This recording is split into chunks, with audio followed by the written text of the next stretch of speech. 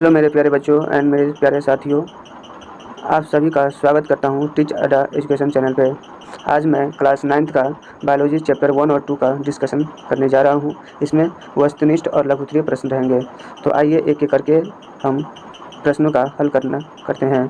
तो पहला प्रश्न है कि कोशिका में राइबोसोम की अनुपस्थिति में कौन सा क्रिया कार्य संपादित नहीं होती है। तो इसका ऑप्शन ए है श्वसन, बी है उत्सर्जन, सी है प्रोटीन संश्लेषण और डी है कार्बोहाइड्रेट संश्लेषण। इसका आंसर हो जाएगा सी, प्रोटीन संश्लेषण। जो क्वेश्चन नंबर 2 है, जंतु कोशिका के सबसे बाहरी घेरे को क्या कहते हैं। तो जंतु कोशिका के सबसे बाहरी घेरे को कहते हैं कोशिका झिल्ली, ऑप्शन बी। क्वेश्चन नंबर 3, वैसे जीवों को जिनमें केंद्रक झिल्ली नहीं पाई जाती है क्या कहते हैं। तो इसका आंसर हो जाएगा प्रोकैरियोटिक। क्या होगा आंसर? आंसर हो जाएगा प्रोकैरियोटिक, ऑप्शन डी। 4 नंबर, किस प्रकार की कोशिका में बड़ी राजधानी पाई जाती है। तो किस प्रकार की जंतु और पादप कोशिका, जंतु कोशिका में नहीं होती है, पादप कोशिका में पाई जाती है, ऑप्शन बी। इसके बाद आता है क्वेश्चन नंबर 5। क्वेश्चन नंबर 5 आता है, और 5 में कहा गया है, यहाँ लिख दिया गया है जीव, जीन होगा यहाँ, जीन बने होते हैं। तो जीन बने होते हैं किसका? माइटोकॉन्ड्रिया का एवं राजधानी का क्रोमैटिन धागों से, लाइसोसोम से नहीं, इस सब से नहीं बना होता है जीन हमारा डीएनए से। 6ठा नंबर क्वेश्चन है, कोशिका की वृद्धि किसके द्वारा नियंत्रित होती है। तो कोशिका की वृद्धि जो है उसके केंद्रक द्वारा जो है नियंत्रित होती है, ऑप्शन नंबर सी। 6 का ऑप्शन नंबर सी होगा। चलिए आगे देखते हैं। 7 नंबर क्वेश्चन आता है और इसमें लिखा गया है कोशिका भित्ति बनी होती है। कोशिका भित्ति कौन सा होती है? कोशिका भित्ति कहते हैं पारगम्य, ये पारगम्य होती है। इसके बाद आता है कोशिका द्रव में पाए जाने वाले अनियमित नलिका के जाल को क्या कहते हैं।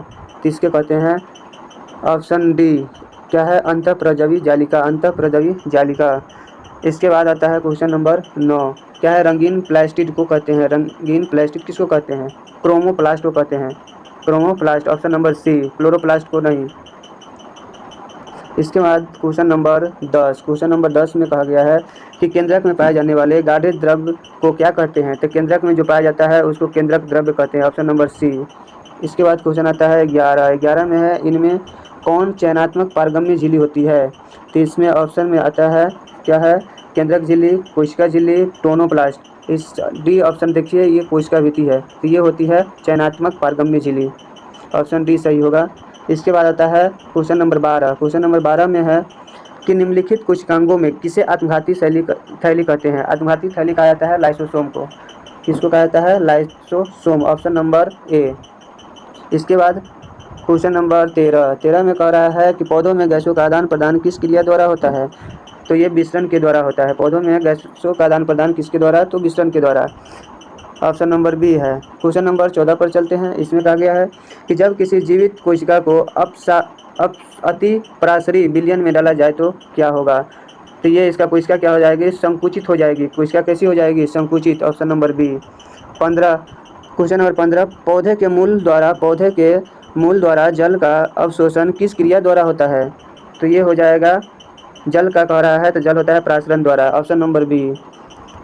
16 में है, चलनी नलिका बनाने में भाग लेता है। चलनी नलिका बनाने में कौन सा भाग लेती है। तो चलनी नलिका किस में होती है? जाइलम में नहीं, ये फ्लोएम में होती है, ऑप्शन नंबर डी। 17 नंबर है क्वेश्चन, इसमें है सहकोशिकाएं पाई जाती है। सहकोशिकाएं किस में पाई जाती है। तो ये फ्लोएम में पाई जाती है, ऑप्शन नंबर ए। 18, प्रश्न संख्या 18, केंद्रक अनुपस्थित रहता है। केंद्रक किस में अनुपस्थित रहता है। तो ये रहता है वयस्क चलनी नलिकाओं में केंद्रक क्या रहता है? अनुपस्थित रहता है, option number C. Question number 19, पौधों में फ्लोएम यह कार्य करता है। पौधों में फ्लोएम का कार्य क्या है? फ्लोएम क्या करता है? आहार का क्या करता है? चालन करता है, आहार का परिवहन करता है, ऑप्शन नंबर बी। इसके बाद है क्वेश्चन नंबर 20, सल्की या सल्काभ एपिथेलियम का मुख्य कार्य क्या है। ये इसका कार्य है सुरक्षा प्रदान करना। क्या कार्य है? सुरक्षा, ऑप्शन नंबर सी। प्रश्न संख्या 21, पक्षमाभी या पक्षमल एपिथेलियम पाए जाते हैं। किसमें? ट्रैकिया में पाए जाते हैं, पक्षमल या पक्षमाभी, ऑप्शन नंबर ए।